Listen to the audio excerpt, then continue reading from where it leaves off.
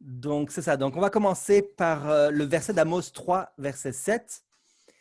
Et le verset d'Amos 3, verset 7 disait « Le Seigneur, l'Éternel, ne fait rien sans avoir révélé son secret à ses serviteurs, les prophètes. » Donc, dans tout ce que Dieu fait, il va révéler son secret aux prophètes. C'est le moyen que Dieu utilise pour pouvoir nous présenter les choses. Il va d'abord annoncer aux prophètes et ensuite il va agir. Donc, en tout cas, pour les événements majeurs de la vie de tous les jours, il ne va pas forcément… Voilà. En tout cas, il révèle son secret.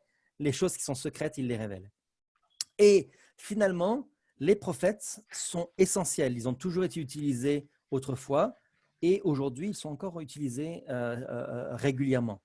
Dieu travaille avec les prophètes, main dans la main. En fait, dans Proverbe 29 au verset 18, il était dit quand il n'y a pas de révélation, le peuple est sans frein. Donc, Proverbe 29, verset 18. Donc, Dieu a mis en place le processus de la prophétie pour nous empêcher d'être sans frein, justement. Si vous êtes déjà allé en voiture ou en vélo dans une pente et que les freins ne marchent plus, qu'est-ce qui se passe? Inévitablement, il va y avoir un accident. Donc, s'il n'y a pas de révélation, le peuple est sans frein. Et donc, Dieu utilise la révélation, Dieu utilise la prophétie, la parole prophétique à la base de toute chose. Et d'ailleurs, dans Osée 12, verset 14, il est dit que par un prophète, l'Éternel fit monter Israël hors d'Égypte, et par un prophète, Israël fut gardé. Donc, Dieu agit par les prophètes, il parle à des hommes qui vont parler de la part de Dieu et qui vont guider le peuple. Et donc, c'est rare lorsque Dieu parle directement à un groupe ou même à des individus pour des messages individuels. C'est assez rare. Okay? Les prophètes vont avoir, on va le voir, quelles vont être ces caractéristiques du prophète, ils vont avoir une relation particulière avec Dieu, ils vont être spécialement proches de Dieu pour être un intermédiaire entre Dieu et les hommes. Et un conseil qu'on devrait écouter dans 2 Chroniques 20, verset 20, il est dit, le lendemain, ils se mirent en marche de grand matin pour le désert de Tekoa. À leur départ, Josaphat se présenta et dit, écoutez-moi, Juda et habitants de Jérusalem, confiez-vous en l'Éternel votre Dieu et vous serez affermis. Confiez-vous en ses prophètes et vous réussirez. Donc, par rapport à la construction de la phrase, on voit que c'est une répétition, en fait, c'est un peu la même structure d'un côté comme de l'autre de la phrase, pour montrer que la confiance en l'Éternel est identique à la confiance qu'on doit mettre dans ses prophètes. On doit se confier dans les moyens que Dieu a mis en place pour être affermi et pour réussir. Okay? Donc, la parole d'un prophète, d'un vrai prophète de Dieu, a la même valeur que si Dieu parlait directement. Et d'ailleurs, on le voit dans toutes les histoires bibliques où un prophète donnait un avertissement, un prophète donnait un conseil, un prophète donnait une instruction, et si la personne ne le faisait pas, on voit que les résultats étaient immédiats. Okay? Donc, de la même manière que si Dieu avait parlé, le prophète parle, et puis si la personne n'obéit pas, immédiatement, il y a une conséquence. Donc, finalement, la parole d'un prophète est tout autant la parole de Dieu, par l'intermédiaire d'un homme. Okay? Et oui, il y avait une question? Oui, pourquoi ce n'est pas le cas pour ces temps-ci?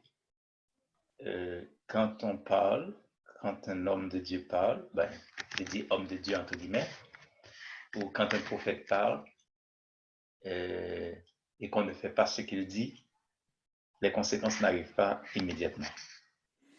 La plupart des conséquences arrivent immédiatement, sauf que on ne les voit pas forcément de manière visible parce que le prophète n'est pas devant nous. Okay? Mais un péché est immédiatement un péché et il est enregistré. Okay? Les conséquences de cette action-là ne sont pas forcément visibles, mais elles sont toujours là. Bon, disons, on ne les voit pas forcément parce que, à nouveau, le prophète n'est pas toujours là. Mais par exemple, lorsque le peuple d'Israël délaissait Dieu contre l'avis du prophète, la conséquence n'était pas forcément immédiate. Cependant, le peuple s'éloignait de Dieu et au final, il allait souffrir. Euh, Lorsque Dieu donnait un conseil à un individu par l'intermédiaire d'un prophète, là, c'était souvent plus immédiat. Donc, si jamais aujourd'hui on a un prophète qui vient nous voir en nous donnant un avertissement clair devant nous et qu'on ne le fait pas, alors là, ça peut être beaucoup plus grave. J'ai le cas, je pourrais vous citer le cas de Monsieur Faulkner en Australie, lorsque Ellen White lui avait dit que il devait délaisser tout de suite la, comment dire, la franc-maçonnerie. Okay? Et la conséquence a été immédiate. On pourra en parler un petit peu à la fin. Donc, lorsqu'on a des prophètes, en tout cas quelqu'un qui prétend être un prophète, quelqu'un qui prétend parler de la part de Dieu, c'est essentiel de tout examiner. Vous vous rappelez que les Béréens examinaient ce qui était bien. Chaque fois que Paul leur disait quelque chose, ils examinaient pour savoir si c'était vrai par rapport à la parole de Dieu. Ils lisaient, ils comparaient, ils recherchaient, et ils n'acceptaient pas comme ça juste parce que Paul l'avait dit. Donc, c'est la même chose pour nous, et spécialement concernant les prophéties, il faut les examiner. Dans 1 Thessaloniciens 5, versets 20 à 22, il est dit « Ne méprisez pas les prophéties, mais examinez toutes choses, retenez ce qui est bon et abstenez-vous de toute espèce de mal. » Donc, il faut que l'on puisse examiner les prophéties, voir si c'est une chose bonne ou mauvaise, et si elle est mauvaise, eh bien, on va la rejeter. Okay? On ne va pas écouter cette prophétie-là. Mais a priori, on ne doit pas mépriser les prophéties. Lorsque quelqu'un vient avec une prophétie, on ne doit pas tout de suite rigoler en disant « Oh non, les prophètes, ça n'existe pas ». Voilà, ça c'est l'attitude que beaucoup de gens ont aujourd'hui et qui malheureusement n'est pas une bonne attitude. Donc, il y a peut-être des indices qui peuvent nous laisser savoir si une prophétie est une vraie ou une fausse prophétie, mais on doit l'examiner. Et ensuite, on doit comprendre ce que la prophétie nous dit et si elle est bonne ou mauvaise. Alors, la prophétie, il y a beaucoup de prophéties dans la Bible et certaines sont plus complexes que d'autres, mais elles sont toutes utiles et elles ne sont pas ignorées. Dans 2 Pierre 1, versets 19 à 21, il est dit « Et nous tenons pour d'autant plus certaine la parole prophétique, à laquelle vous faites bien de prêter attention, comme à une lampe qui brille dans un lieu obscur, jusqu'à ce que le jour vienne apparaître et que l'étoile du matin se lève dans vos cœurs. Sachant tout d'abord, vous-même, qu'aucune prophétie de l'Écriture ne peut être un objet d'interprétation particulière, car ce n'est pas par une volonté d'homme qu'une prophétie a jamais été apportée, mais c'est poussé par le Saint-Esprit que des hommes ont parlé de la part de Dieu. » Donc, une prophétie ne va pas être quelqu'un qui va dire « je pense que c'est la volonté de Dieu ». Non, il va être poussé par l'Esprit Saint et il va parler de la part de Dieu. Donc, c'est un message qui lui est confié et le prophète est vraiment poussé par Dieu. Okay? Il ne peut pas normalement rejeter ce que Dieu a transmis. Et la prophétie n'est pas l'opinion personnelle d'une personne, mais elle est vraiment inspirée par Dieu. C'est d'ailleurs, on utilise souvent ces versets-là pour expliquer comment la Bible a été écrite. La Bible n'a pas été écrite par des hommes qui ont choisi d'écrire ce qu'ils ont vu, ce qu'ils ont entendu. La Bible a été écrite, poussée par le Saint-Esprit, et ce sont ces hommes-là qui ont parlé de la part de Dieu. Donc, ils ont écrit suivant ce que Dieu suivant ce que le Saint-Esprit leur a dit de dire. Je ne crois pas forcément que la Bible était dictée comme mot à mot. On ne sait pas si c'est des concepts qui ont été inspirés par Dieu ou si c'est des idées ou si c'est des mots à mots. Mais en tout cas, ce n'est pas la vie personnelle d'une personne. On ne peut pas dire, par exemple, « Oh, Paul pense ça, mais Jacques pensait différemment. Oh, ça doit être la vie personnelle de Paul. » Non, non. Toute écriture est inspirée de Dieu. Okay? Vous connaissez ce verset. Donc, finalement, les prophètes, lorsqu'ils ont écrit dans la Bible, ils ont écrit de la part de Dieu, c'est directement Dieu qui leur parle. La grande majorité de la Bible, d'ailleurs, a été écrite directement par des prophètes. il y a les écrits de Moïse, donc le Pentateuque, les 5 écrits de Moïse qui sont des écrits qui ont été inspirés par Dieu, Moïse étant un prophète. Il y a des écrits qui ont été par la suite des écrits historiques, mais qui sont toujours inspirés par Dieu. Il y a des écrits poétiques qui sont toujours inspirés par Dieu.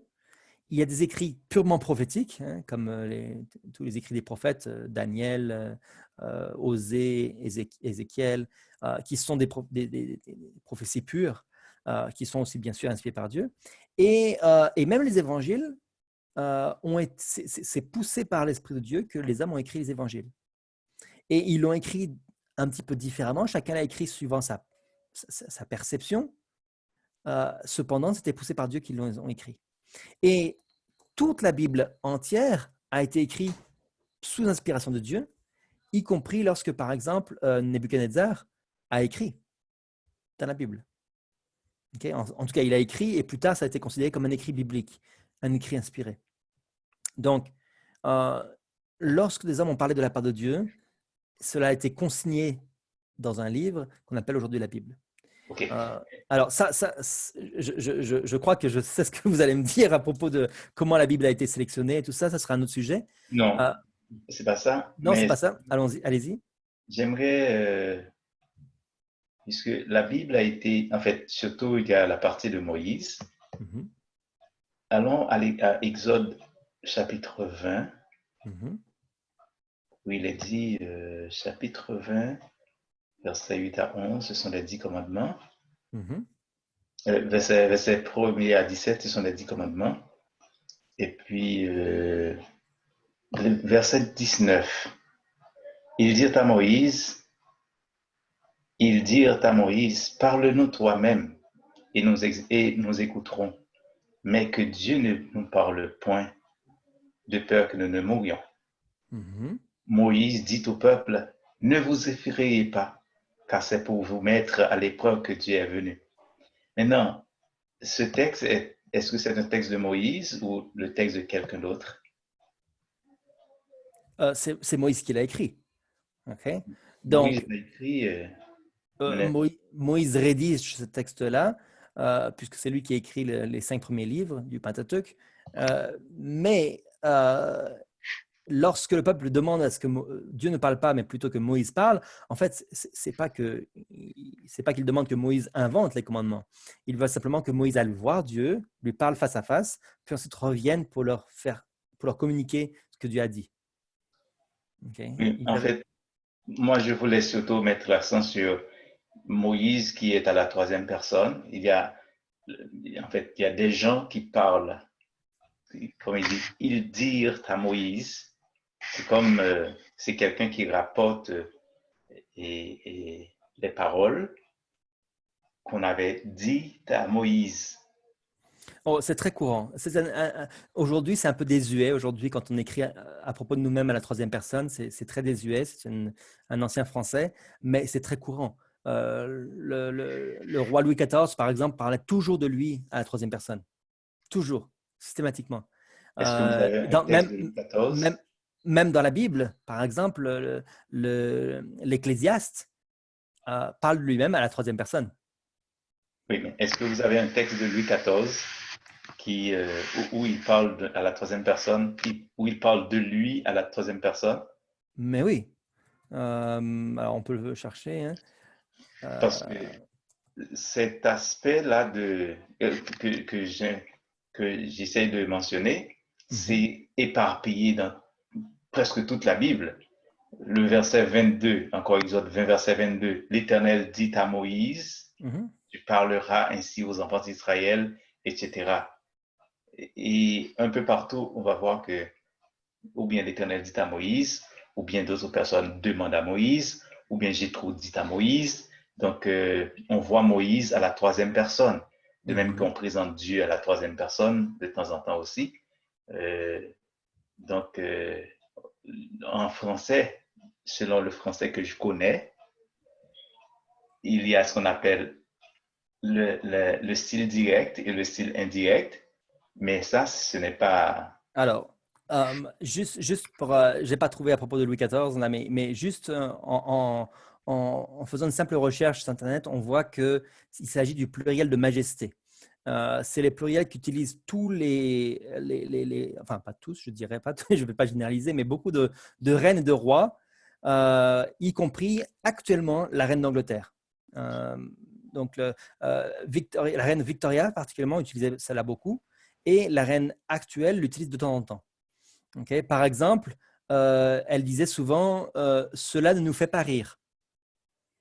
Okay? Cela ne nous fait pas rire. C'était une manière de dire que voilà, moi, je ne vais pas rire. Mais elle utilisait ce pluriel de majesté parce qu'en règle générale, le pronom nous, c'est pour au moins deux personnes. Non. Mais le pluriel de majesté en latin, c'est le pluralis majestatis. Et c'est très couramment utilisé donc, dans la Bible. Et l'Ecclésiaste, donc l'écrivain de l'Ecclésiaste qui est Salomon, utilise souvent cela aussi. Il dit, l'Ecclésiaste dit, voilà, donc en parlant de lui-même. Donc c'est assez courant, mais désuet aujourd'hui. Donc vous pourrez le vérifier dans la culture ancienne. C'était assez employé. Oui, mais en fait, l'utilisation de nom, de je, de vous, de ces tournures de, de la langue, je les connais aussi. Mhm. Mais cette tournure que l'on retrouve, euh, disons, à la longueur de la Bible, euh, je ne la connais pas du tout, du tout, du tout. De la même manière, par exemple, lorsque Jean écrit donc, dans l'épître de Jean, il dit le disciple que Jésus aimait, c'est qui ça? Il s'agit de lui-même. Mais c'est ça, donc ça Il c'est aussi s'appelle une autre phrase de la Bible qui me laisse un peu perplexe. Qui a écrit cela à la place de Jean? Donc c'est ça. personne. Personne. Finalement, c'est quelqu'un pour ça, cela voudrait dire, selon le niveau de mon français, cela équivaudrait à, à un rapport de quelqu'un d'autre vis-à-vis d'un autre. Mais comment on pourrait dire ça? C'est comme quelqu'un qui rapporte l'histoire d'un autre. Mhm. Donc, ce n'est pas la même personne qui écrit. Le Euh, disciple que Jésus aimait, cela ne me laisserait jamais comprendre que c'est Jean qui aurait écrit une phrase comme ça. il faut se rappeler que nous lisons un livre qui a été écrit il y a plus de 2000 ans. L'immense majorité de ce livre a été écrit entre 6000 et 2000 ans. Donc, ce sont des phrases, des styles qui nous sont inconnus, mais qui cependant ont été très utilisés autrefois. Et en particulier, lorsque Jean écrit le disciple que Jésus aimait, c'est un signe que Jean a été complètement transformé. Après la mort de Jésus, il était beaucoup plus proche de Jésus et il était beaucoup plus humble qu'autrefois. Et donc, au lieu de se nommer lui-même, il dit le disciple que Jésus aimait. Ça veut dire qu'il il ne veut même pas se nommer. Voilà. Et donc, ce n'est pas du tout une manière si quelqu'un d'autre avait écrit le texte, il aurait écrit Jean. Jean a dit. Euh, voilà, ça aurait été plus simple. Mais là, ce n'est pas le cas. Donc, pour nous, on n'utilise plus, mais c'est le cas. Alors, on va revenir au sujet parce qu'on s'est un peu éloigné du sujet qui était de la parole prophétique. Euh, et donc, ce don de prophétie qui a été utilisé énormément pour toute la période biblique, hein, depuis Abraham, à peu près je dirais jusqu'à Jean, ces prophètes étaient tout omniprésents. Il y a toujours eu des prophètes à l'époque biblique. Et plus récemment, dans l'histoire, disons, moyenâgeuse et l'histoire moderne, on n'a pas l'impression qu'il y ait beaucoup de prophètes, en tout cas que Dieu ait utilisé beaucoup les prophètes comme, d'après ce que l'on sait. parmi les protestants, parmi les adventistes, on ne reconnaît aucun prophète durant cette période-là. Et pourtant, ce don de prophétie qui a été un temps délaissé, si vous vous rappelez aussi, à l'époque de Jésus, il y avait des prophètes qui étaient des faux prophètes aussi à l'époque de Jésus, qui disaient eux-mêmes qu'ils étaient le Christ. Mais depuis les derniers prophètes de l'Ancien Testament jusqu'à l'époque de Jésus, il y avait environ 400 ans, il n'y avait plus de prophétie. Et les raisons pour cela, c'est lorsque les gens ne veulent pas entendre des prophéties, eh bien Dieu n'en donne pas. Et ce don de prophétie a été promis dans les derniers temps. Il était promis qu'il sera restauré. Si on lit dans Acte 17, dans Acte 2, versets 17 à 21, il est dit « Dans les derniers jours, dit Dieu, je répandrai de mon esprit sur toute chair. Vos fils et vos filles prophétiseront, vos jeunes gens auront des visions et vos vieillards auront des songes. Oui, sur mes serviteurs et sur mes servantes, dans ces jours-là, je répandrai de mon esprit et ils prophétiseront. Je ferai paraître des prodiges en haut dans le ciel et des miracles en bas sur la terre, du sang, du feu et une vapeur de fumée. Le soleil se changera en ténèbres et la lune en sang, avant l'arrivée du jour du Seigneur, de ce jour grand et glorieux. Alors, quiconque invoquera le nom du Seigneur sera sauvé. » Alors donc, à quelle époque particulièrement? Dans les derniers jours, il est dit. Okay? De quelle époque particulièrement est-ce qu'il était fait mention? Il est dit lorsque le soleil se chargera en ténèbres et la lune en sang. Et donc, nous savons que ces prophéties-là, ces événements-là, sont déjà arrivés. Okay? 1870 et 1780, pardon, et 1810. Donc, on voit que ces choses sont déjà arrivées et que Dieu a commencé ce travail-là de revenir avec l'esprit qui va être déversé. La prophétie, donc il est annoncé que des prophètes reviendront. Et pas forcément un seul prophète ici, il est parlé de plusieurs, sur toute chair, les fils, les filles, les jeunes, les vieillards, les serviteurs, les servantes. Donc il y aura plusieurs personnes qui parleront de la part de Dieu à partir de l'époque de la fin. Alors, donc, ce don de prophétie n'a pas disparu avec les derniers apôtres. Il va être rétabli à la fin. Alors, à la fin, justement, qui sont les fidèles? Les gens que Dieu peut approuver. Dans Apocalypse 12, verset 17, on connaît ce verset, il est dit « Et le dragon fut irrité contre la femme, et il s'en alla faire la guerre au reste de sa postérité, à ceux qui gardent les commandements de Dieu et qui ont le témoignage de Jésus. » Alors, on sait ce que c'est que les commandements de Dieu, les 10 commandements. Et le témoignage de Jésus, qu'est-ce que c'est que le témoignage de Jésus? Dans Apocalypse 19, verset 10, il est dit « Je tombais à ses pieds pour l'adorer, mais il me dit « Garde-toi de le faire, je suis ton compagnon de service et celui de tes frères qui ont le témoignage de Jésus. Adore Dieu, car le témoignage de Jésus est l'esprit de la prophétie. » Donc, l'esprit de prophétie et les commandements de Dieu sont les deux piliers du peuple de la fin, du reste. Et ces deux points doivent être considérés. L'esprit de la prophétie, c'est l'esprit qui a inspiré tous les prophètes. Bien sûr, c'est l'esprit de Dieu. C'est le témoignage de Jésus. C'est tout ce qui a inspiré en fait tous les prophètes depuis le début et qui ont écrit jusqu'à nous aujourd'hui, qui ont écrit et qui ont communiqué, qui ont parlé, qui ont expliqué. Okay? Et ça, ces piliers-là sont en place et doivent rester en place, spécialement à l'époque de la fin. Si on néglige l'un des deux ou les deux, eh bien, on ne peut pas être approuvé par Dieu, on ne peut pas faire partie de l'Église de Dieu à la fin. Donc, les commandements de Dieu ne doivent pas être transgressés et l'esprit de prophétie ne doit pas être rejeté. Alors, de nos jours, parmi les adventistes, lorsqu'on parle de l'esprit de la prophétie, par abus de langage, on considère l'œuvre de Sir White comme, on l'appelle esprit de prophétie. Mais il faut bien savoir que l'esprit de la prophétie, c'est tout l'esprit de tous les prophètes. Okay? Mais par habitude, on a pris cette habitude-là, par extrapolation, de parler des œuvres de Sir White. Alors justement, on va en parler un petit peu. Euh, qui c'était Ellen White rapidement.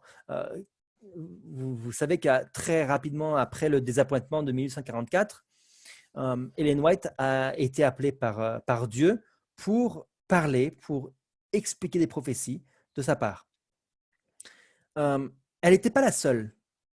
Souvent, les gens se disent, mais pourquoi est-ce que Dieu a choisi une femme? En plus, elle venait d'un milieu assez pauvre, elle était très peu éduquée. Pourquoi est-ce que Dieu a choisi cette femme-là? Dieu n'avait pas privilégié au départ cette femme-là. Il avait d'abord demandé à 2 hommes, parce qu'il faut se rappeler que dans la culture de l'époque, la parole d'un homme était beaucoup plus écoutée que la parole d'une femme. Et donc, Dieu avait choisi d'abord 2 hommes, William Foy en 1842 et Hazen Foss en 1844. Et dont d'ailleurs un homme de couleur qui avait refusé, tous les deux ont refusé, mais cet homme-là avait refusé parce qu'il pensait que justement que sa couleur allait empêcher le message d'être répandu. Et Dieu lui a dit, je serai avec toi, mais il a refusé. Hein. Et donc Dieu choisit des gens qui sont pas forcément des gens qui vont être le plus entendus, dans la culture, dans la société de l'époque, des gens qui vont être mis de côté peut-être, rejetés, pourtant Dieu veut les utiliser. Donc ça veut dire que Dieu ne va pas prendre des gens qui sont déjà en place, mais il va prendre des gens qui sont humbles et qui veulent se mettre au service de Dieu, et il va les utiliser. Peu importe quels sont leurs préjugés, les préjugés que les gens ont à propos d'eux, que ce soit un homme de couleur ou une femme, Dieu va utiliser tous ceux qui le veulent, tous ceux qui l'acceptent pour répandre ce message-là. Et donc malheureusement, ces 2 hommes-là, je ne vais pas parler trop longtemps sur ces 2 hommes-là, mais ils ont tous les 2 rejeté ce message-là. Et en particulier, William Foy, lorsque Dieu lui avait donné ce message-là et qu'il avait refusé, il lui avait donné une vision, il lui avait dit de la raconter, il avait refusé. Et à 2 reprises, Dieu lui a demandé de le dire, et à 2 reprises, il a refusé. Alors Dieu lui a dit, ce message-là te sera ôté, et il sera donné à quelqu'un d'autre, et toi, tu seras perdu. Alors il a eu peur. À ce moment-là, il a eu peur, et il a dit, oh, alors maintenant je vais commencer à prêcher ce message-là. Et il a réuni des frères et sœurs à l'église, et il s'apprêtait à ouvrir la bouche, et à ce moment-là, il a oublié la vision. Il ne se rappelait plus du tout de cette vision-là. Et il témoigne, et Sir White était présente, et il témoigne qu'il a oublié sa vision. Et au moment où Sir White elle-même reçoit, à partir de 1843 à 44, où elle reçoit des visions, elle prêche cette vision-là, William Foy était présent, et il entend la vision, et il se lève et il dit « Mais c'est ça, c'est ce que Dieu m'avait demandé, et je l'avais oublié. » Voilà. Donc lorsque quelqu'un refuse, Dieu le rejette. Si on se rappelle Moïse, lorsque Moïse a rejeté, Dieu a failli le tuer. Dieu était prêt de le tuer. Et il a envoyé son frère pour parler à sa place, pour l'aider à parler à sa place au pharaon, mais il était prêt de le tuer. Hein. Donc, c'est quand même sérieux. C'est une mission toute spéciale. Ce n'est pas n'importe qui peut être prophète. Ce n'est pas n'importe qui reçoit des visions. Ce n'est pas n'importe qui va avoir des songes et des prophéties. Hein. Ce n'est pas quelque chose de courant. Ce n'est pas une manière courante et habituelle de Dieu de parler. Alors, comment est-ce qu'on peut examiner si un prophète est un vrai prophète ou un faux prophète, en particulier par rapport à l'œuvre de Sir White, mais par rapport à tous les autres prophètes d'ailleurs aussi. Par exemple, pour tester si Mahomet est un vrai prophète de Dieu, pour tester si Nostradamus est un vrai prophète de Dieu. Donc, il y a 4 tests qui vont nous permettre de savoir si une personne va remplir les conditions bibliques pour un vrai prophète ou pas. Il y a 4 tests qui sont 4 tests qu'on n'a pas inventés, hein, je ne les ai pas inventés, ils sont dans la Bible et ils me demandent de tester le prophète pour savoir si c'est un vrai prophète de Dieu ou pas.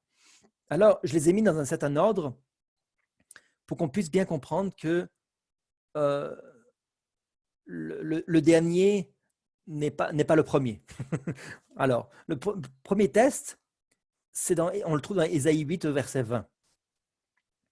Le premier test, c'est Ésaïe 8, verset 20. Il est dit « À la loi et au témoignage. Si l'on ne parle pas ainsi, il n'y aura point d'aurore pour le peuple. » Donc, le premier test, voilà comment je l'explique, ce verset-là. Le prophète doit parler en accord avec la loi et les témoignages des autres prophètes qui ont été précédemment établis. Donc, le premier prophète biblique que l'on connaît, c'est Moïse. C'est aussi lui qui a établi une grande partie de la loi de Dieu. Le prophète qui va venir par la suite, s'il parle de manière contraire à Moïse, il n'est pas un vrai prophète de Dieu. Okay? Dieu ne peut pas envoyer un message et le contraire. Il va envoyer un message, à un prophète précédent, ça va faire office de loi, et ensuite, le prophète suivant va devoir parler en accord avec les messages précédents. Il ne va pas pouvoir changer ce que Dieu a établi. Donc ça, c'est la règle d'Ésaïe 8, verset 20, ne pas être contre la loi de Dieu et le témoignage des autres prophètes précédemment établis. Donc, pour Moïse, bien, voilà, c'est ça, mais pour tous les autres prophètes qui viennent après lui, on va les tester par rapport aux prophètes avant eux. Le test numéro 2, dans Matthieu 7 au verset 16, Jésus lui-même avait expliqué qu'on devait reconnaître les vrais disciples et donc les vrais prophètes aussi à leurs fruits. Matthieu 7, il est dit, vous les reconnaîtrez à leurs fruits. Cueille-t-on des raisins sur des épines ou des figues sur des chardons? Tout bon arbre porte de bons fruits, mais le mauvais arbre porte de mauvais fruits. Un bon arbre ne peut porter de mauvais fruits, ni un mauvais arbre porter de bons fruits. Tout arbre qui ne porte pas de bons fruits est coupé et jeté au feu. C'est donc à leurs fruits que vous les reconnaîtrez. Donc, c'est une autre manière aussi de reconnaître les prophètes, les fruits qu'ils portent, c'est-à-dire les actions dans leur vie. Un vrai prophète de Dieu démontre par sa vie qu'il est en train de suivre Dieu. Un prophète ne peut pas être, par exemple, un alcoolique. Un prophète ne peut pas être un ennemi du peuple d'Israël. Un vrai prophète ne peut pas être quelqu'un qui va être adorateur de Baal, par exemple. Okay? Donc, les fruits de la personne vont permettre de reconnaître si c'est un vrai prophète de Dieu ou pas. Okay? Donc, même si, par exemple, Mahomet parle en accord en apparence, en accord avec Moïse, eh bien, si dans sa vie personnelle, il commet des actes mauvais, qui sont graves, il montre par ses fruits qu'il doit être coupé et jeté au feu. Okay? Alors, je ne parlerai pas de la vie personnelle de Mahomet, vous pouvez faire des recherches là-dessus, mais déjà, c'est une des conditions qui est brisée. Puis le test numéro 3. Le test numéro 3, c'est un des tests que souvent on applique en premier, et moi, je n'applique jamais en premier. On le trouve dans Deutéronome 18, au verset 20 à 22. Il est dit, mais le prophète qui aura l'audace de dire en mon nom une parole que je ne lui aurais point commandé de dire, ou qui parlera au nom d'autres dieux, ce prophète-là sera puni de mort. Peut-être diras-tu dans ton cœur, comment connaîtrons-nous la parole que l'Éternel n'aura point dite? Donc, comment faire le test pour savoir si ça vient de Dieu ou pas? Quand ce que dira le prophète n'aura pas lieu et n'arrivera pas, ce sera une parole que l'Éternel n'aura point dite. C'est par audace que le prophète l'aura dite. N'aie pas peur de lui. Donc, le test numéro 3, c'est 100% d'accomplissement de la prophétie, même dans les moindres détails. Okay? Cela veut dire que les prophéties sont assez détaillées et dans les plus petits détails de ces prophéties-là, si elle n'est pas accomplie, si elle n'a pas lieu, si ce que le prophète a dit n'arrive pas, eh bien, c'est une parole que l'Éternel n'a pas dit. Okay? C'est facile à comprendre. Par exemple, si on annonce que le pape Jean-Paul II sera le dernier pape avant la venue de Jésus, et que cela n'arrive pas, c'est une fausse prophétie, et donc, bien sûr, c'est un faux prophète. Alors, si c'est rapide après la prophétie qu'on le voit, tant mieux, mais que faire si c'est dans le futur? On doit utiliser les autres tests. Okay? On ne peut pas utiliser ce test-là si les prophéties sont encore futures. Mais si un prophète a prononcé une seule prophétie qui ne s'accomplit pas, c'est un faux prophète. Cela qualifie non pas la prophétie de fausse, mais le prophète de faux prophète. Okay? Par exemple, par Oui. exemple, si on dit que le pape actuel, c'est le dernier pape, est-ce que ça qualifierait de ceux qui le disent de faux prophètes? Eh bien, on ne le sait pas. Donc, c'est pour ça qu'il faut, parce que le pape n'est pas encore mort, le pape actuel. Donc, il faut se baser sur d'autres prophéties que la personne aurait pu dire, ou bien sur sa vie personnelle, ou bien sur est-ce que dans les autres choses qu'il dit, il est contre la loi de Dieu ou les témoignages des prophètes précédents. En gros, est-ce qu'il est contre la Bible? Voilà. Est-ce qu'il démontre dans sa vie personnelle et est-ce qu'il enseigne des choses avec lesquelles Dieu n'est pas d'accord? Okay. Donc, par exemple, Nostradamus qui avait annoncé que Jean-Paul II serait le dernier pape, très clairement, c'était une des nombreuses prophéties sur lesquelles il s'est trompé. Nostradamus l'avait dit? Oui, il avait dit que Jean-Paul II serait le dernier prophète. À l'époque où Jean-Paul II était le pape, je veux dire. À l'époque où Jean-Paul II était pape, on avait souvent, je me rappelle, j'étais assez jeune, mais je voyais souvent dans les journaux un peu à scandale ou bien sur Internet, qui commençait tout juste. Internet commençait juste à cette époque-là. Oh, Nostradamus a dit que Jean-Paul II serait le dernier prophète. Bon. Non, mais En- Nostradamus a en- vécu longtemps avant Jean-Paul II. Oui, donc exactement. Donc en réalité, la manière dont Nostradamus faisait ses prédictions était tellement confuse qu'il y avait débat sur l'application de la prophétie. Okay, c'était très, très, très confus. Mais en réalité, celle sur Jean-Paul II était assez claire. Il disait le pape qui va suivre, en tout cas, c'était une prophétie un peu complexe. On pourrait le chercher sur Internet, mais l'interprétation était assez claire. Et donc, il s'est trompé. Et en plus, comme je disais, au niveau de Nostradamus, les prophéties étaient tellement, le vocabulaire qui était utilisé était tellement complexe qu'on pouvait lui faire dire tout n'importe quoi. C'est un peu aussi la Oui. même chose que la Pythie. Je ne sais pas si vous vous rappelez, la Pythie, c'était en Grèce ou à Rome, je ne me rappelle plus, l'un des deux empires. Je crois que c'était à Rome. La Pythie qui était en fait une intoxication avec des gaz toxiques. Mais c'était une femme qui était dans une grotte et on venait la consulter pour savoir la volonté des dieux. Et cette femme elle vivait dans une atmosphère avec des gaz toxiques et elle hallucinait. Mais il y avait des prêtres qui étaient là, qui venaient et qui interprétait ce qu'elle disait, qui n'avait aucun sens, et il l'interprétait pour en tirer des adages, pas des adages, des présages. Euh, donc, on le Oui, sait, mais Dieu n'agit pas de cette manière-là. oui, mais je n'ai pas l'intention de défendre Nostradamus Mhm. ou autre chose, mais Nostradamus vivait à une époque où le français était un français, c'était le français classique à ce moment-là, Mhm. et c'est pas du tout facile à comprendre. Donc, Oui. il parlait, peut-être les gens de son époque comprenaient, mais pour Mhm. nous aujourd'hui, c'est très très difficile de comprendre si on considère son texte original. Oui. Euh, Maintenant, il avait prédit, il avait prédit, comme tu viens de dire, il avait prédit que le pape Jean-Paul II serait le dernier pape. Mhm. Peut-être les gens n'avaient pas compris à ce moment-là. Mais c'est à peu près la même chose qui arrive de temps en temps.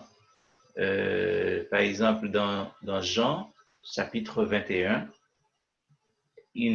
on n'avait pas compris la parole de Jésus quand il disait, si je veux que Jean reste jusqu'à ce que je vienne, que t'importe? Alors il parlait à Pierre.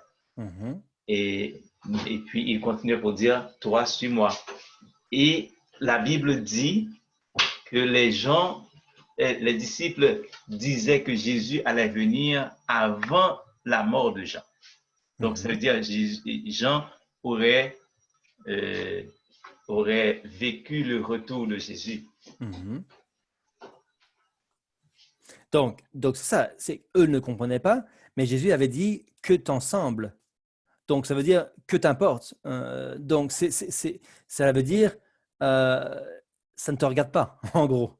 Il n'avait pas annoncé, et c'est là qu'il faut quand même analyser les mots, il n'avait pas annoncé que Jean n'allait jamais mourir, il avait juste dit, ça ne te regarde pas, ce n'est pas tes affaires. Oui. Voilà. Mais donc, eux, ils avaient mal compris, ils annonçaient que Jésus allait venir avant la mort avant que Jean. Alors non, ils n'ont pas annoncé, effectivement, ils l'ont compris comme ça pendant quelques temps. Puis ensuite, ils l'ont corrigé, puisqu'apparemment, lorsque Jean écrit, c'était connu maintenant. Okay? Mais ce Donc, que je ne comprends pas là-dedans aussi, c'est que les disciples étaient avec Jésus, donc c'était des meilleurs amis de Jésus. Pourquoi ils ne parlaient pas assez clair pour que les disciples aient pu avoir une idée claire et dire clairement ce qu'ils savaient et ce qu'ils ne savaient pas? Ben, il les a laissés avec une idée, comme une idée douteuse, et puis il partait dire les choses comme ça. C'est très simple. Jésus a toujours parlé d'abord avec des paraboles et des énigmes, d'une part pour que ceux qui ne voulaient pas comprendre ne comprennent pas, et puis surtout, si on regarde dans Deutéronome chapitre 29, verset 29, il est dit « Les choses cachées sont à l'Éternel notre Dieu, les choses révélées sont à nous et à nos enfants à perpétuité, afin que nous mettions en pratique toutes les paroles de cette loi. » Donc, lorsque Dieu révèle quelque chose, ce n'est pas juste pour satisfaire notre curiosité. Il révèle les choses pour nous et nos enfants à perpétuité, pour que nous mettions en pratique les paroles de cette loi. Donc, pour que nous obéissions à Dieu.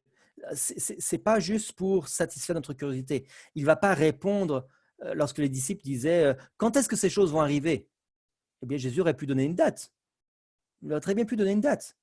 Mais il ne va pas donner une date parce que le risque, c'est ce qui s'est passé en 1844, c'est que les gens se sont préparés, non pas par rapport à… Ils n'ont pas vraiment cherché à régler leur vie, ils se sont préparés par rapport à la date, par rapport à l'événement qui allait arriver. Donc, c'est un peu une préparation hypocrite. Si par exemple, dans l'église adventiste, on annonçait que Jésus allait revenir en 2025, ça serait très nocif pour l'église, parce que l'immense majorité des membres ferait n'importe quoi jusqu'en 2024, et puis le 1er janvier 2025, leur vie serait parfaite. Donc, ça serait de l'hypocrisie. Donc, Dieu ne veut pas ça. Il nous révèle suffisamment de choses, ce qui est nécessaire pour que nous accomplissions la loi, pour que nous mettions en pratique la loi, mais il ne révèle pas tout. Il y a des choses qui sont cachées volontairement par Dieu. Et oui, il aurait pu être plus précis, mais il n'a pas sauté. Et puis, mais ça, on ne va pas en parler, et puis la même chose qu'on discutait tantôt réapparaît encore dans ce texte, parce que Jésus parlait avec Pierre, et lorsque Jean arrivait, Pierre dit, mais qu'en est-il de celui-ci? En parlant de Jean. Et Jésus dit, si je veux qu'il demeure jusqu'à ce que je vienne, que t'importe. Donc là, je ne peux pas dire que c'est Jean qui avait écrit ce passage, parce que le texte laisse comprendre que la conversation pendant que Jésus parlait avec Pierre, Jean n'était même pas là. Les disciples ont tous communiqué les uns avec les autres. Ils se sont racontés ce qui s'est passé. C'est pour ça d'ailleurs qu'on voit des événements qui se passent alors qu'une personne n'est pas présente. Donc, les disciples n'étaient pas isolés les uns des autres. Hein. Ils ont vécu ensemble les uns avec les autres. Ils ont travaillé ensemble pendant 3 ans et demi. Et puis ensuite, même après la mort de Jésus, ils communiquaient les uns avec les autres. Donc, il n'y a pas de problème à cela. Et rappelons-nous que ce n'est pas forcément Jean qui écrit, c'est sous l'inspiration de Dieu. sous l'inspiration du Saint-Esprit qu'il écrit. Donc, le Saint-Esprit peut révéler des choses aussi, même si la personne n'était pas présente. Voilà. Alors, donc, on est arrivé au test numéro 3 où il y avait 100% d'accomplissement. Et le test numéro 4, c'est aussi un test biblique dans Deutéronome 13, qu'on trouve dans Deutéronome 13, versets 1 à 4. Il était dit, s'il s'élève au milieu de toi un prophète ou un songeur qui t'annonce un signe ou un prodige, et qu'il y ait accomplissement du signe ou du prodige dont il t'a parlé en disant, allons après d'autres dieux, des dieux que tu ne connais point et servons-les, tu n'écouteras pas les paroles de ce prophète ou de ce songeur, car c'est l'Éternel votre Dieu qui vous met à l'épreuve pour savoir si vous aimez l'Éternel votre Dieu de tout votre cœur et de toute votre âme. Vous irez après l'Éternel votre Dieu et vous le craindrez, vous observerez ses commandements, vous obéirez à sa voix, vous le servirez et vous vous attacherez à lui. Donc, le test numéro 4, je le résume comme ça, c'est que le prophète, même s'il y a accomplissement de la chose, le prophète doit guider vers Dieu et non pas vers l'ennemi. Et ça, c'est très important parce que dans certaines cultures, surtout caribéennes et aussi hispanophones, il y a l'habitude d'avoir appel à des songes et des visions. Et les gens disent « Oh, j'ai reçu un songe de Dieu ». Alors, dans la vie de tous les jours, on a chaque nuit ou presque chaque nuit, on fait des rêves et pour l'immense majorité de ces rêves-là ne viennent pas de Dieu. Okay? Il est possible qu'un rêve vienne de Dieu, puisque c'est comme ça que Dieu parle avec des prophètes. Mais premièrement, lorsque Dieu parle par un rêve, c'est la définition même d'un prophète. Donc la personne doit être un prophète.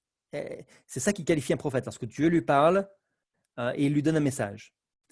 Et deuxièmement, si cette vision le guide vers des choses qui sont contraires à la parole de Dieu, eh bien c'est clairement soit que ça ne vient pas de Dieu, soit que c'est un faux prophète. Un exemple, lorsque j'ai des gens qui viennent me voir et qui m'ont dit je veux me marier avec cette femme-là n'est pas chrétienne, mais j'ai eu un songe et Dieu m'a montré que je dois me marier avec elle. Je remets en doute la parole de la personne. Je remets en doute, non pas cette inspiration-là. Elle ne peut pas venir de Dieu, puisque dans la parole de Dieu, il nous est dit de ne pas nous marier avec des incroyants. Donc, clairement, cela n'était pas une vision qui venait de Dieu. Et si la personne persiste dans cette voie-là, elle prend une voie qui est contraire à Dieu. Et on ne peut pas mettre les visions au-dessus des paroles écrites précédemment. Ça, c'est la définition d'un faux prophète. Okay?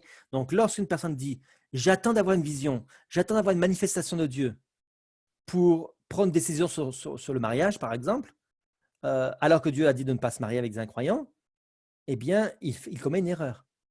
Dieu ne va pas donner une vision, un rêve ou une preuve autre que ce qu'il a déjà écrit. Ce qui est déjà écrit est établi, et ce qui est établi sert de témoignage. Et si on néglige ce témoignage-là, eh bien, c'est une fausse prophétie. Et la personne, soit elle se trompe honnêtement, soit si elle persiste, si elle le croit vraiment, elle est un faux prophète. Et j'ai rencontré de nombreuses personnes qui prétendaient être des prophètes, en particulier une personne, Pierre, à Québec, qui croyait en une prophète Vassula. Et il me disait, c'est une prophétesse qui annonce des choses importantes, en particulier, elle prie pour que l'Église catholique et l'Église orthodoxe soient reliées parce que c'est l'Église de Dieu et ils doivent revenir ensemble. Et elle annonce que c'est l'Église de Dieu et que ce sera un des signes de la fin. Et donc, immédiatement, on peut déterminer que c'est une fausse prophétie et que la personne est une fausse prophétesse. D'autres personnes, une autre personne en France aussi que j'avais rencontrée qui m'annonçait qu'elle avait un message de la part de Dieu et que si on ne l'écoutait pas, c'est nous qui étions rejetés par Dieu. Et tout en me disant ça, il était en train de se mettre en colère. Donc, voilà. Donc, et d'autres prophètes comme pourrais aller plus en détail après pour analyser chaque prophète. C'était une sainte colère. Comment? C'était une sainte colère. Non, non, là, non. En fait, ce qui s'est passé, c'est que cette personne-là est venue à une de nos conférences et les enfants, donc la conférence commençait le jeudi soir, et les enfants sont venus me voir le vendredi en me disant cette personne-là avait des regards étranges sur nous et des gestes déplacés, donc des attouchements. Donc, on peut faire la différence entre quand on touche une personne, on peut faire une différence entre juste toucher pour, voilà, et puis quand c'est quelque chose qui est étrange, ok? Et les enfants me l'ont dit. Donc déjà, j'avais un petit peu de méfiance. Et puis la personne a dit, elle est venue me voir le vendredi, elle m'a dit, je vais être dans le programme pour parler à la conférence parce que j'ai un message de la part de Dieu et je veux être dans le programme. Si vous ne m'écoutez pas, c'est que vous êtes rejeté par Dieu. Je dis, bon, déjà, ce n'est pas dans notre habitude de donner la parole à des personnes que l'on ne connaît pas, mais de quoi parle ce message?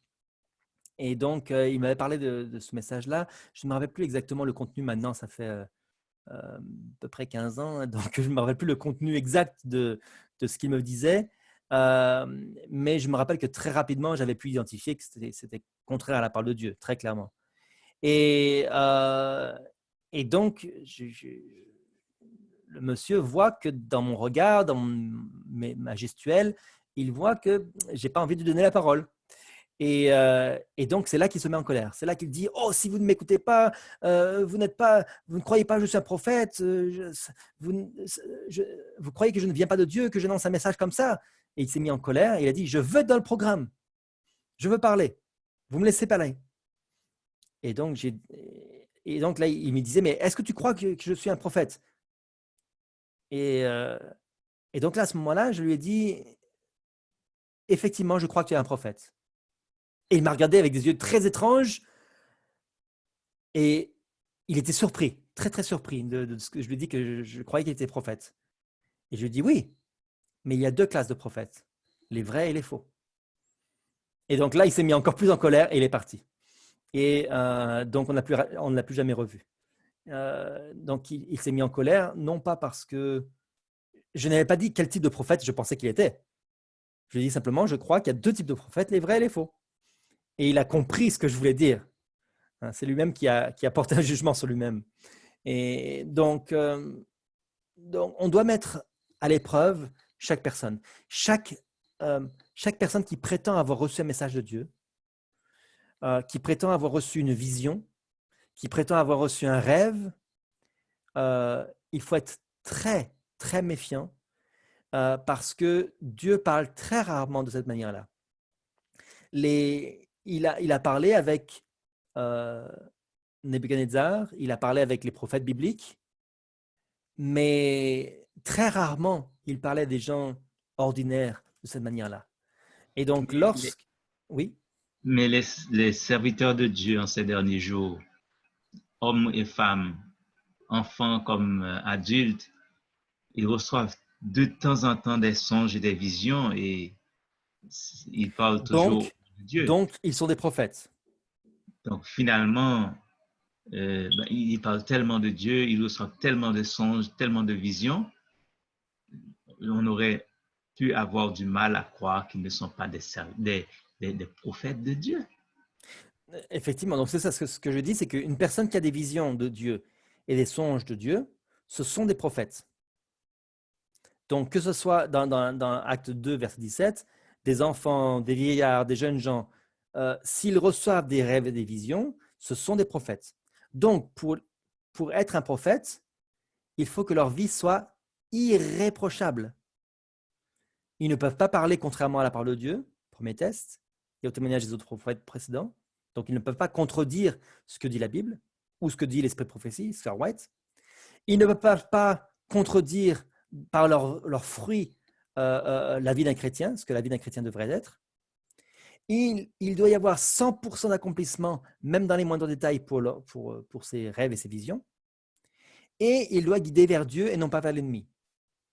Okay? Donc, si tout ça est pris en considération, alors à ce moment-là, cette personne-là peut être un prophète, oui. Mais quand je vois des gens qui me disent oh, j'ai reçu une prophétie et Dieu m'a dit, j'ai reçu une vision et Dieu m'a dit euh, d'acheter une carotte au lieu d'un oignon. Là, je mets un petit peu en doute ces prophéties-là, parce que une prophétie est un message, ou une vision ou un rêve, est un message que Dieu donne pour un but précis, pour une instruction, pour guider le peuple. Est-ce que Dieu s'occuperait de ces choses-là mineures? Okay? Jamais dans la Bible, on a des prophéties qui sont de cette nature-là, ou des rêves et des visions qui sont sur des choses banales de la vie quotidienne. Donc, Dieu peut nous inspirer des réponses, Dieu peut nous parler, mais lorsqu'on est un prophète, c'est comme un niveau différent. C'est vraiment une étape différente. Et donc, il ne faut pas être sans cesse à la recherche de ces choses excitantes pour dire « Oh, j'ai reçu un rêve de la part de Dieu. Okay. » Voilà. Alors, lorsque Mais, l'on... Oui, mais on peut quand même recevoir des songes, des visions qui nous disent d'aller faire des missions un peu partout, soit en Afrique, en Chine, ou en Haïti, ou n'importe où.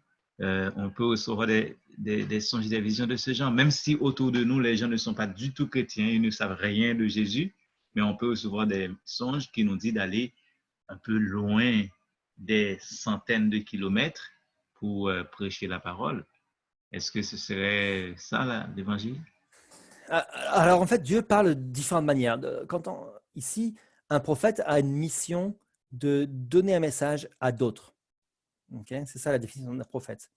Et donc, lorsque on demande quelque chose à Dieu et que Dieu nous répond individuellement, ce n'est pas une prophétie, c'est simplement que Dieu nous parle.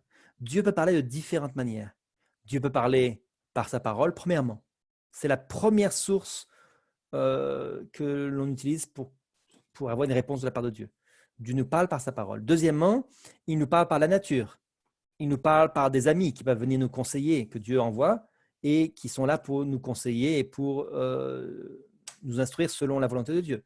Il nous parle par ses prophètes, comme on l'avait dit. Il nous parle par des impressions, des fois, des sensations. Il peut nous parler de différentes manières, à un niveau individuel. Okay? Pour moi, par exemple, la plupart du temps, lorsque Dieu me parle, certaines fois, il me parle par la nature, mais la plupart du temps, lorsque Dieu me parle, c'est par une conviction profonde qui s'installe dans mon cœur. C'est d'ailleurs l'expérience que je pourrais vous raconter de lorsque j'ai été poussé à rentrer dans le ministère. J'avais vraiment deux options qui étaient devant moi. Une qui était vraiment très, très, très attrayante, qui m'aurait apporté beaucoup de succès dans la vie, et l'autre qui était de rentrer dans le ministère et qui était beaucoup moins attrayante, et dans laquelle il fallait faire des sacrifices. Et je ne savais pas du tout laquelle des deux je devais prendre. Et j'ai beaucoup prié, et la volonté de Dieu s'est installée dans mon cœur de manière très claire. Jusqu'à aujourd'hui, je n'ai absolument aucun doute que Dieu a mis ça dans mon cœur, qu'il voulait que je sois dans le ministère. Et donc, c'est comme ça, de cette manière que Dieu me parle, et ce n'était pas contre la parole de Dieu, ce n'est pas contre des autres choses. Donc, chacun a une manière de communiquer avec le Seigneur qui lui est personnelle. Mais dans le cas des prophéties, les prophéties viennent soit par des songes, soit par des visions. Et c'est très rare que Dieu nous parle individuellement par ce genre de choses-là. Ça arrive comme avec Marie, par exemple. Joseph et Marie, où Dieu a parlé avec Joseph et Marie dans un rêve, premièrement, puis ensuite il leur est apparu. Donc, ça peut arriver, mais c'est beaucoup plus rare. Normalement, les rêves et les visions sont réservés pour des prophètes qui vont annoncer ça de la part qui vont annoncer un message public. Donc, c'est pour ça qu'il faut pas mettre en avant une forme de communication plutôt qu'une autre. Dieu communique par toutes sortes de méthodes, et Dieu aussi peut communiquer par des tests, des épreuves, par exemple avec la toison sèche et la toison mouillée. Donc, différentes choses. Okay? Et lorsque l'on est extrême en n'utilisant qu'une seule de ces manières, de ces méthodes-là, au détriment des autres, c'est là qu'on est en danger. Très typiquement, des gens qui vont me dire « j'ai reçu une vision », ils savent qu'elle est contraire à la parole de Dieu, mais ils disent « la vision vient de l'Esprit Saint, donc je dois le suivre ». Et là, c'est là que j'ai un gros problème avec ça. Donc, la parole de Dieu est la source suprême d'autorité. Alors, quand on examine la vie de Sir White, d'Ellen White, on voit que elle remplit ces 4 tests. Je reviens sur les 4 tests. Premièrement, ne pas être contre la loi de Dieu et les témoignages des prophètes précédents.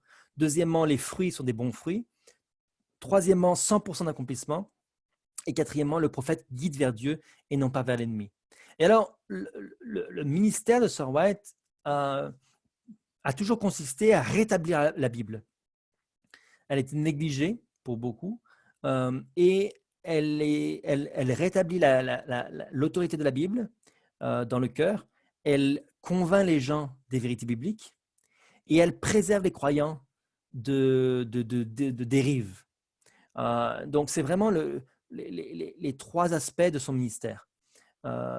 Rétablir la Bible, les préserver les gens, l'Église particulièrement, et les empêcher de dériver et d'accepter des fausses croyances.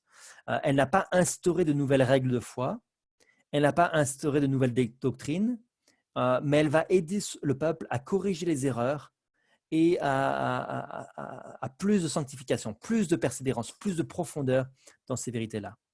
Donc, lorsqu'on examine sa vie, on voit que tous ces objectifs-là ont été remplis pour elle. Et il y a effectivement certaines personnes qui s'opposent à son ministère et qui apportent des arguments dans ce domaine-là, en particulier un site web qui explique qu'il est contre le ministère d'Ellen White.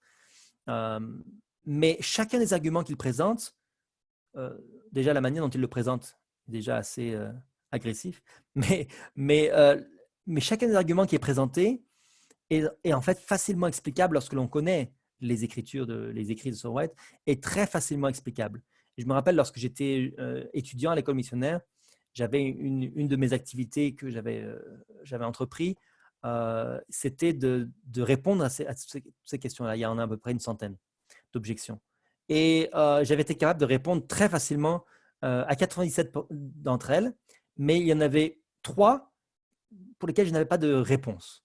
Et donc, j'étais allé voir mon mentor qui était assez expérimenté et il m'avait donné ces 3 réponses-là et c'était réglé. Donc, ma foi avait été enracinée à ce moment-là parce qu'aucune objection n'avait tenu face à la vérité. Donc, on doit examiner les œuvres des prophètes, on doit analyser et si effectivement il y a une erreur, eh bien, il faut voir si c'est moi qui me trompe ou si c'est la personne qui est prétendument un prophète qui se trompe. Et on verra que le ministère de Sir White a été très clairement établi comme étant la vérité. Donc, à nouveau, le don de prophétie, c'est une mission.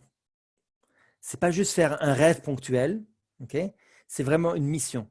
Si Dieu nous donne un message pour quelqu'un d'autre, on est automatiquement un prophète.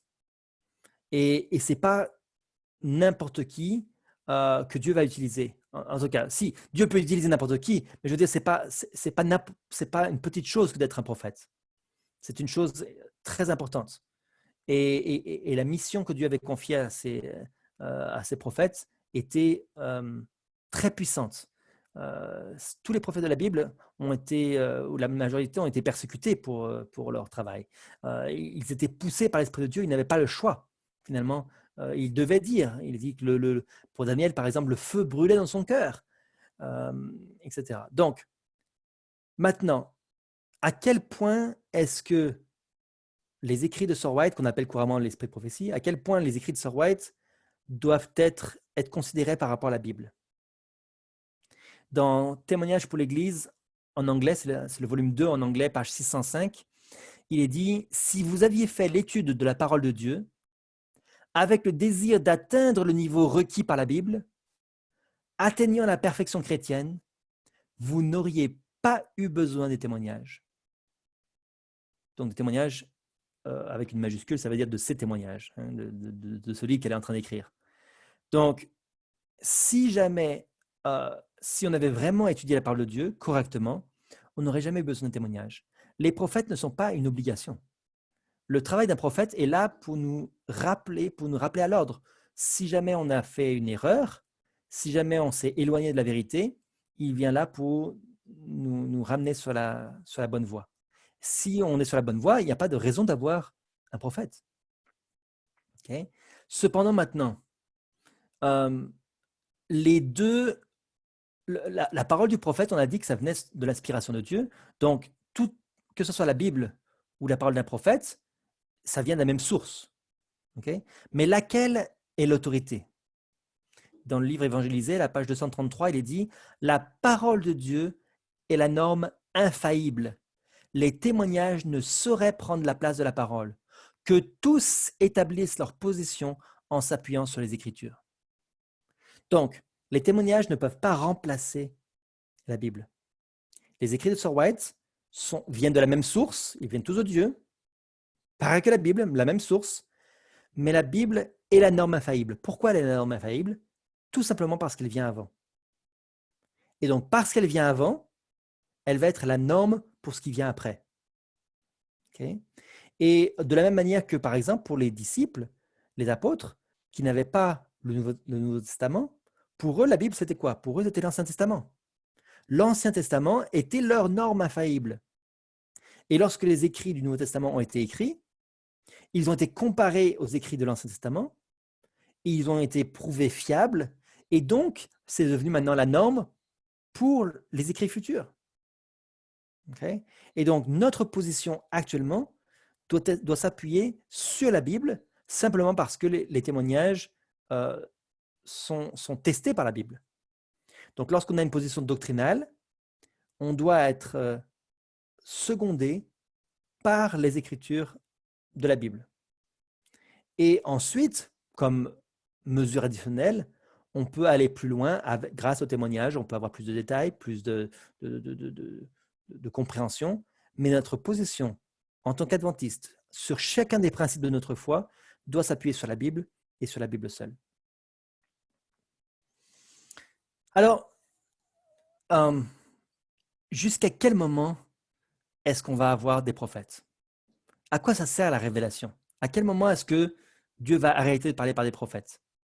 Dans Éphésiens 4, à partir du verset 11, il est dit « Et il a donné les uns comme apôtres, les autres comme prophètes, les autres comme évangélistes, les autres comme pasteurs et docteurs, pour le perfectionnement des saints, en vue de l'œuvre du ministère et de l'édification du corps de Christ, jusqu'à ce que nous soyons tous parvenus à l'unité de la foi et de la connaissance du Fils de Dieu, à l'état d'homme fait, à la mesure de la stature parfaite de Christ, afin que nous ne soyons plus des enfants, flottants et emportés à tout vent de doctrine par la tromperie des hommes, par leur ruse dans les moyens de séduction, mais que, professant la vérité dans la charité, nous croissions à tous égards en celui qui est le chef, Christ. » Donc, les prophètes ont été donnés pour perfectionner l'Église jusqu'à ce que nous soyons justement parfaits et pour nous préserver de tous les vents de doctrine, toutes les tromperies qui arrivent. C'est pour ça que nous avons les prophéties. C'est pour ça que lorsqu'il y a de nouvelles doctrines qui arrivent parmi les adventistes, on doit les mettre à l'épreuve. Et on doit répondre sur toutes ces fausses doctrines par la Bible et l'esprit de prophétie. Et c'est à ce moment-là qu'on peut voir tous ces vents de doctrine. Une chose quand même à noter dans ce verset, dans le verset 11 d'Éphésiens 4, qu'est-ce qui vient en premier dans la liste? Il est dit, il a donné les uns comme apôtres, les autres comme prophètes, les autres comme évangélistes, les autres comme pasteurs et docteurs. Donc, qu'est-ce qui vient en premier? Les apôtres. C'est quoi les apôtres? C'est ceux qui ont vécu avec Jésus, qui ont entendu ce que Jésus disait et qui l'ont écrit sous inspiration divine. Okay? Ceux-là, ils viennent en premier. Puis ensuite viennent les prophètes, qui parlent aussi de la part de Dieu, sous inspiration. Mais les prophètes sont soumis aux apôtres. Okay? Donc même un prophète, par exemple comme Sir White, était soumise aux écrits inspirés des apôtres. Okay? Elle n'était pas au-dessus de toutes les règles. c'est pas parce qu'on est prophète qu'on peut se dispenser de tout. Puis ensuite, il est dit les autres comme évangélistes, les autres comme pasteurs et docteurs. Donc les évangélistes sont ceux qui vont voyager et qui vont vraiment avoir un rôle plus global. Les pasteurs vont avoir un rôle sur plusieurs églises et les docteurs, c'est ceux qui vont enseigner la doctrine. Okay? Donc, ceux qui fabriquent la doctrine, en gros, de l'Église, ceux qui établissent la doctrine de l'Église, ce sont les apôtres. Les 12, les 11 plutôt, puisque Judas a chuté. Donc, les 11 apôtres, ce sont eux qui ont établi la doctrine de l'Église. Puis les prophètes viennent là pour complémenter. Puis les évangélistes qui viennent là pour répandre cette parole. Puis les pasteurs et les docteurs qui ne vont pas fabriquer de nouvelles doctrines, mais qui vont enseigner les doctrines qui ont déjà été précédemment établies. Alors, il faut se méfier des faux prophètes. Comme disait Matthieu 7, verset 15, « Gardez-vous des faux prophètes, ils viennent à vous en vêtements de brebis, mais au-dedans, ce sont des loups ravisseurs. » Il y a de nombreux groupes qui sont plus ou moins indépendants, avec des doctrines plus ou moins écartées de la doctrine que nous connaissons, et qui viennent pour séduire les gens et pour leur donner des doctrines qui ne sont pas des vraies doctrines. Entre autres, ceux qui croient aux doctrines de Victor Houteff. Voilà. Donc, qui vont en fait introduire des nouvelles doctrines qui ne sont pas établies bibliquement et qui vont séduire les membres pour les tromper. Il y a aussi une prophétesse en France, une fausse prophète malheureusement, mais le nom m'échappe maintenant. En tout cas, je l'ai sur mon ordinateur.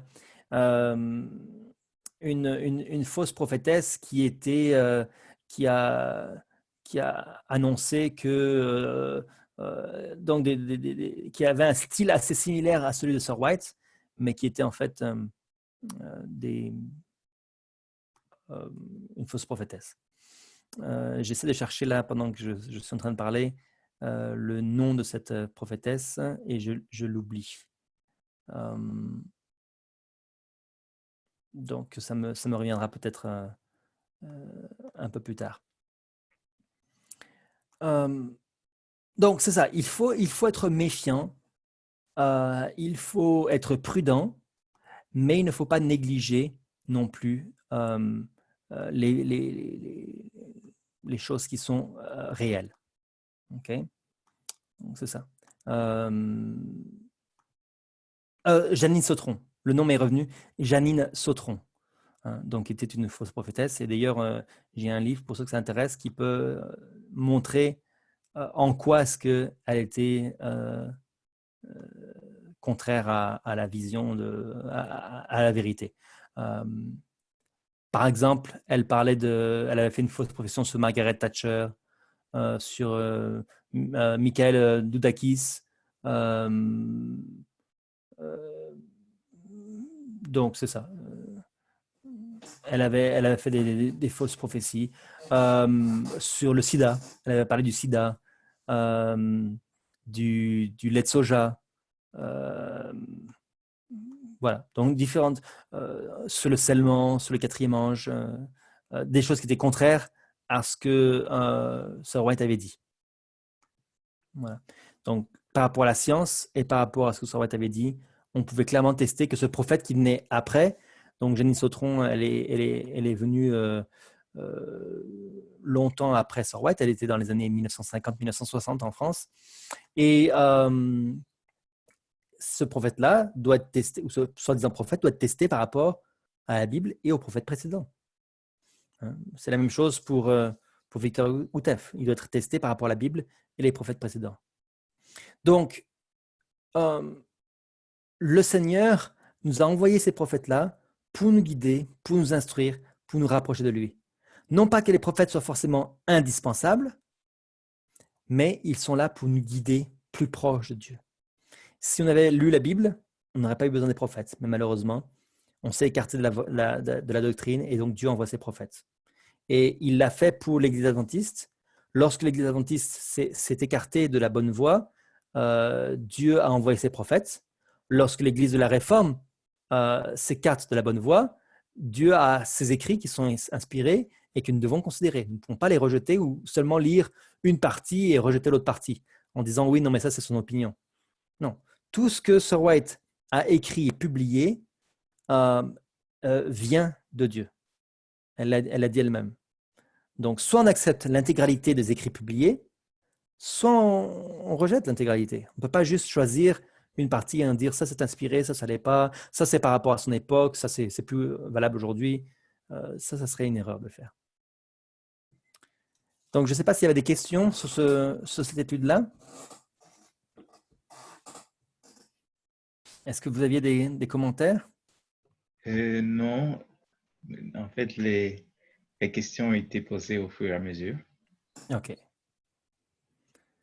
Donc, il y a beaucoup de faux prophètes, hein. Même encore aujourd'hui, si on fait une simple recherche sur Internet pour savoir des gens qui prétendent être prophètes, il y en a énormément. Il y en a, actuellement, il y a une personne qui prétend être le Christ en Russie, qui attire beaucoup de gens récemment. Là. Il y a plein de prophètes, des gens qui annonçaient que la fin du monde arrivait en 2000, d'autres qui annonçaient que la fin du monde arrivait en 2002, etc. Enfin, quasiment chaque année, il y a des prophéties sur la fin du monde et des faux prophètes. Il y a des gens qui prétendent être le Christ. Donc, il faut analyser les choses et il faut beaucoup étudier, beaucoup lire et beaucoup prier. Et on va comprendre les prophéties. Aujourd'hui, je ne connais pas, personnellement, hein, je ne connais pas de prophète vivant aujourd'hui actuellement. Je ne dis pas que c'est impossible. Je dis que je ne connais pas actuellement de prophètes qui seraient des prophètes approuvés par Dieu actuellement. Mais vous connaissez beaucoup de gens qui reçoivent beaucoup de songes et de visions. Exactement. Mais probablement, ils vont être considérés comme prophètes quand leurs songes et leurs visions seront accomplis. Alors, non seulement accomplis, c'est un des tests, mais il faut les trois autres aussi. Donc, non seulement la prophétie doit s'accomplir, mais les fruits doivent être conformes à la volonté de Dieu. Ils doivent guider vers Dieu, non pas vers l'ennemi. Et ils doivent se baser, ils doivent accepter les prophètes précédents et la Bible comme source voilà. Donc, je connais des gens qui m'ont dit des prophéties qui étaient contraires à la parole de Dieu. Ce sont des faux prophètes. Alors, Dieu peut leur pardonner,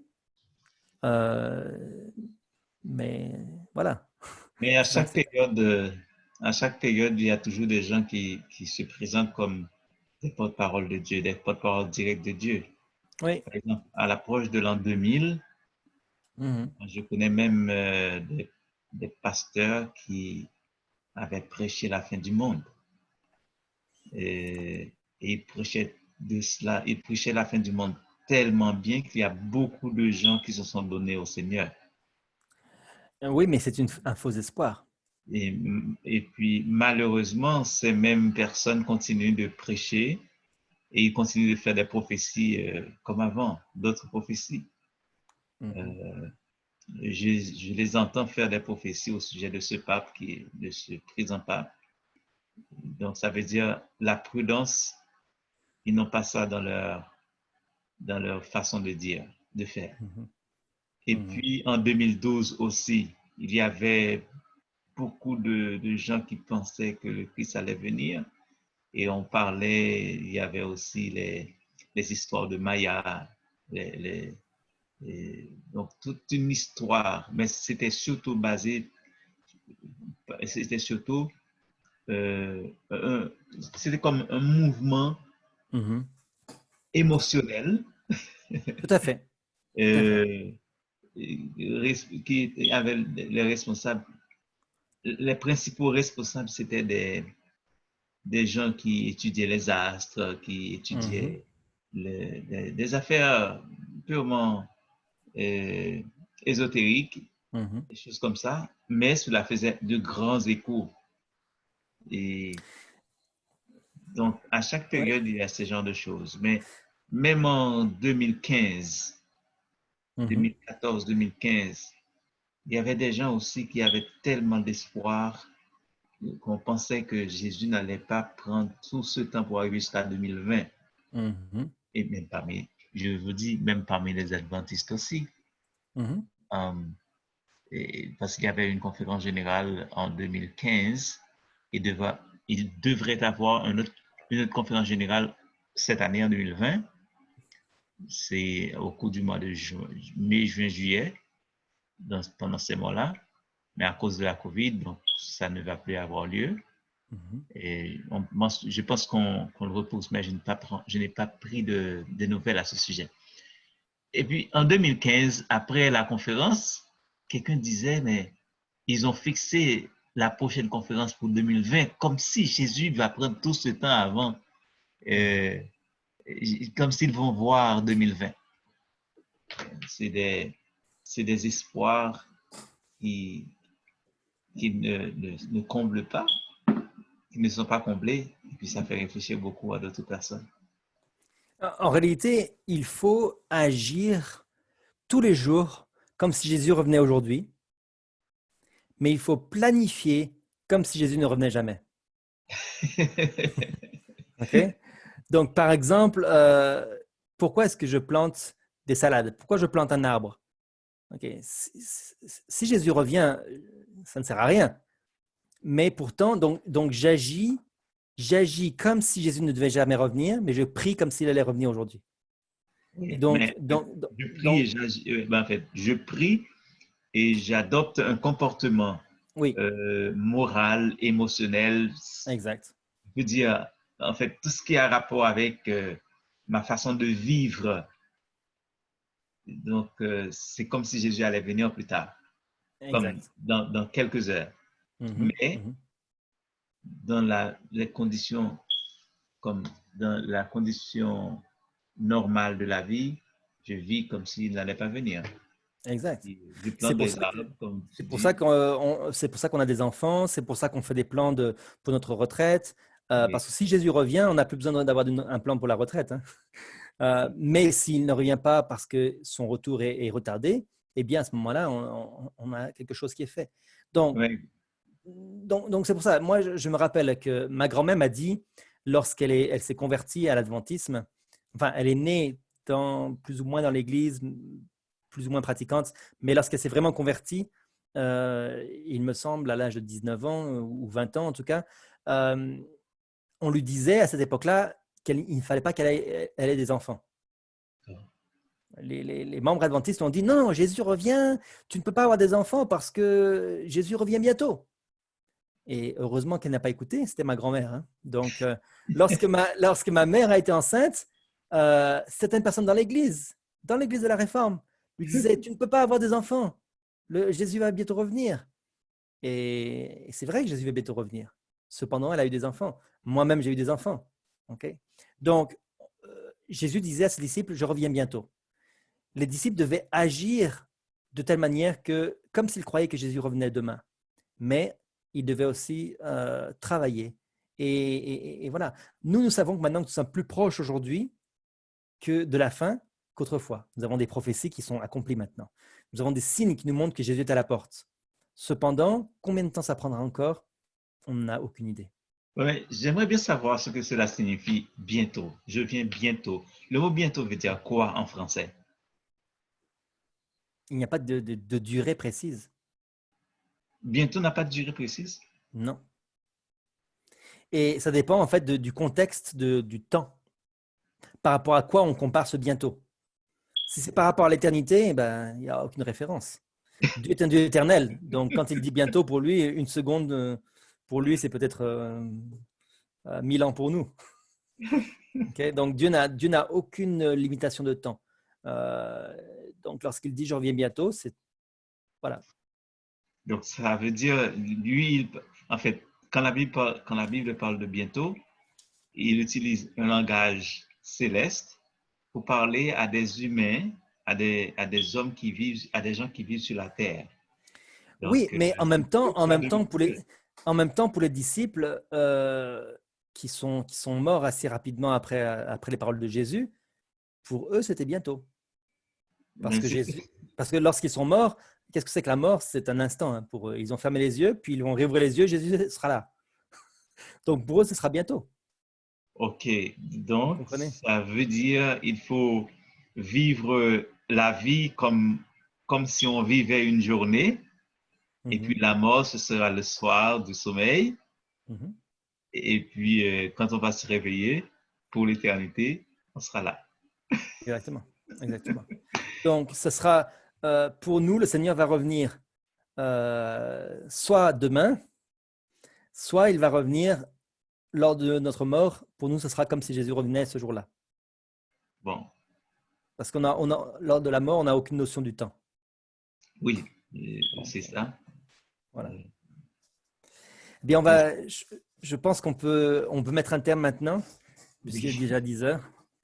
Et on va prier pour que Dieu nous conduise à analyser ces prophéties et vraiment à faire la distinction entre le bien et le mal, et surtout à ne pas fréquemment faire appel à des rêves et des visions et à interpréter les rêves et les visions en pensant que c'est tout le temps systématiquement la volonté de Dieu. Dieu a différentes manières de parler et il ne faut pas succomber à cette attraction pour les rêves et les visions sans arrêt. Ça peut être un piège. et vous savez qu'il y a il y a beaucoup de foyers qui sont brisés à cause de songes et de visions. Mais oui, Songes, rêves, visions, des choses comme ça, et puis les foyers sont brisés. mais oui. Une femme va voir une vision et elle dit que elle interprète la vision en disant qu'elle doit quitter son mari. Alors que Dieu déteste le divorce. Okay? Donc, il y a beaucoup de choses comme ça qui sont contre la parole de Dieu. Et c'est vrai qu'il y a certains moments où Dieu nous demande de prendre des décisions, mais mettre ces visions-là au-dessus de la parole de Dieu, ou en tout cas faire confiance et être attiré par ces choses-là, parce que c'est des choses captivantes et c'est sensationnel, ça c'est un très grand danger. Donc, et comment se fait-il aussi, comment on peut expliquer que c'est très culturel? Comment tu expliques la C'est- culture là-dedans? Disons que ce n'est pas toutes les cultures qui ont cette attirance pour les visions. Comme je OK, l'expliquais, c'est particulièrement les Caraïbes et certains pays espagnols, de langue espagnole. OK. C'est tout à fait culturel. Est-ce que cela veut dire que en France ou même au Canada, on ne va pas trouver des Québécois de souche, des Français, des Suissais, en fait, comme des Allemands qui vont avoir des songes et des visions régulièrement? Non. Les Américains, les Chinois, euh, disons des personnes qui vont être un peu plus avec un esprit un peu cartésien, vont se baser sur des preuves solides, comme la parole de Dieu, qui est une preuve solide, plutôt que sur des impressions, des visions, des rêves qu'ils vont interpréter de telle manière. Voilà. Donc, c'est beaucoup basé sur l'histoire d'un pays, sur la culture d'un pays, sur la religion d'un pays, et sur... oui, c'est ça, c'est très culturel. Donc, ce qui fait qu'on ne retrouve pas ça dans d'autres cultures. Alors que Dieu parle à tous les hommes, à tous les hommes. Il ne parle pas plus à une culture qu'à une autre. Et c'est ce que moi je penserais aussi, Voilà. parce que si tout le monde, si Dieu a mis l'homme sur terre, je ne vois pas pourquoi il aurait préféré certains par rapport à d'autres, Effectivement. sauf à cause du péché. Même le péché n'influence pas la manière dont Dieu aime les hommes. Il les aime tous et il leur parle à tous sans distinction de race, de culture, de nationalité, d'argent. Voilà. Donc, Dieu ne fait aucune distinction entre les êtres humains. Voilà. Donc, c'est ça. En tout cas, on va s'arrêter là. Oui, Et puis, j'espère que ça va être utile. On va prier. Et puis, je salue aussi Frère Corélan qui va nous regarder par la suite sur YouTube. je regrette qu'il n'était pas là. Moi aussi, mais on va s'appeler par téléphone par la suite et on va pouvoir discuter de ce point-là. Bien. Alors, Bien. on va terminer par une prière. Oui. Je vais vous laisser prier. Notre Seigneur, notre Dieu, notre Père bien-aimé, nous te disons merci pour ton amour et ta grâce envers nous manifestée chaque jour, et particulièrement pour nous aider à nous cadrer davantage, jour après jour, dans la connaissance de ta parole et dans ton plan de salut pour chacun de nous. Nous en profitons pour te demander de pardonner nos erreurs, nos fautes et nos négligences, et nous te prions de prendre place dans nos cœurs et de nous influencer par ton bon esprit afin que notre vie soit de nature à glorifier ton nom et que nous puissions être aussi des instruments au travers duquel d'autres personnes puissent se retrouver à tes pieds pour t'adorer en esprit et en vérité. Seigneur, nous attendons comme depuis bien des années l'accomplissement de tes promesses. Nous avons seulement l'assurance que ta parole est certaine et véritable. Au jour où tu as fixé, elle s'accomplira. Et nous aurons la chance de dire, tu as parlé et tu as accompli ce que tu as dit. Nous te prions de jeter un regard favorable sur tous tes enfants qui luttent, qui te cherchent, qui te font confiance et particulièrement qui te cherchent d'un cœur sincère pour pouvoir bénéficier des promesses que tu nous as faites. Prends soin de chacun de nous d'une manière spéciale, ton fils bien-aimé, ton serviteur, ainsi que sa famille.